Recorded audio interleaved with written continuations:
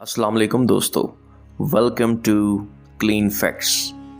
دوستو، ماہ رمضان کا استقبال ہم سب مسلمانوں پر فرض ہے اور اس کا استقبال ہم سب کو خوشیوں کے ساتھ منانا چاہیے۔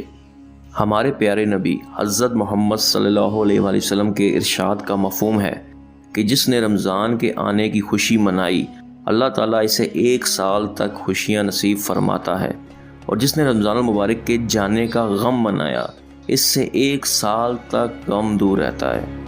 رسول اکرم صلی اللہ علیہ وآلہ وسلم کا ارشاد مبارک ہے کہ ماہ رمضان المبارک بہت ہی بابرکت اور فضیلت والا مہینہ ہے، اور یہ صبر و شکر اور عبادت کا مہینہ ہے، اور اس ماہ مبارک کی عبادت کا ثواب 70 گنا بڑھا کر عطا ہوتا ہے۔ جو کوئی ماہ رمضان میں اپنے پروردگار کی عبادت کر کے اس کی خوشنودی حاصل کرے گا، اس کی بہت بڑی جزا اللہ تعالیٰ عطا فرمائے گا۔ اللہ تعالیٰ ہم سب کو عمل کرنے کی توفیق عطا فرمائے، آمین۔